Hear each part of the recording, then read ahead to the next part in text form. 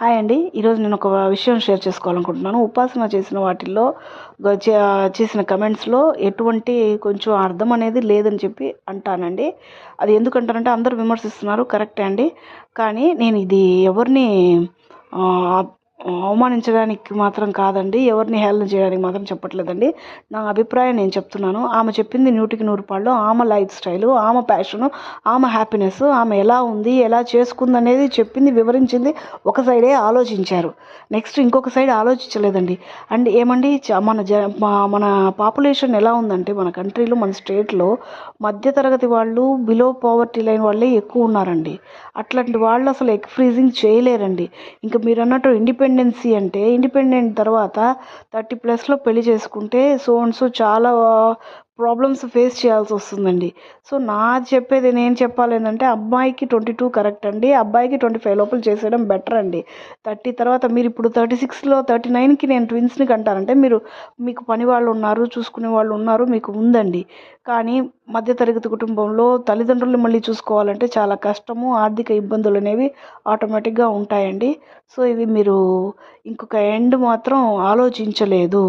అసలు నన్ను అడిగితే సర్కిల్ ఎలా అంటే హ్యూమన్ సైకిల్ ఏంటంటే అండి, ఫస్ట్ 20 ఇయర్స్లో ఒక అమ్మాయి కానీ అబ్బాయి కానీ తల్లిదండ్రుల డిపెండెన్సీలో ఉంటుంది. అసలు లైఫ్ అనేదే ఇండిపెండెన్సీ అనేది లేదు. ఇండిపెండెన్సీలో సంతోషం అనేది రాదు. కష్టమో, నష్టమో, దుఃఖమో, బాధో, అవమానమో, తిట్లు, హ్యాపీనెస్, బంధాలు అన్నీ ఉండేవి డిపెండెన్సీలోనే అండి. డిపెండెన్సీలోనే లేకపోతే అది మనుషులు లాగా కాకుండా ఇంకా యానిమల్స్ లాగా అయిపోతామని చెప్పి నేను చెప్తున్నాను. ఎవరిని కించపడడానికి మాత్రం ఈ వీడియో చేయట్లేదండి. మీరే ఆలోచించండి.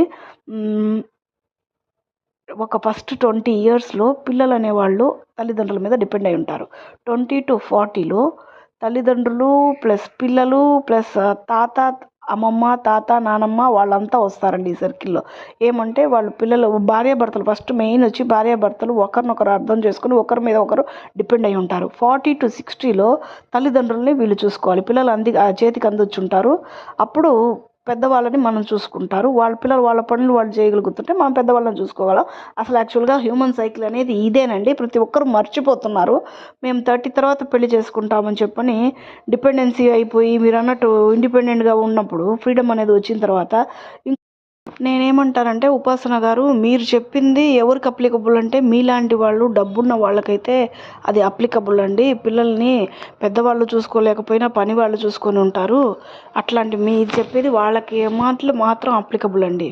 మాలాంటి వాళ్ళకి మాత్రం అప్లికబుల్ కాదని చెప్పి మా ఒక్క మనవి.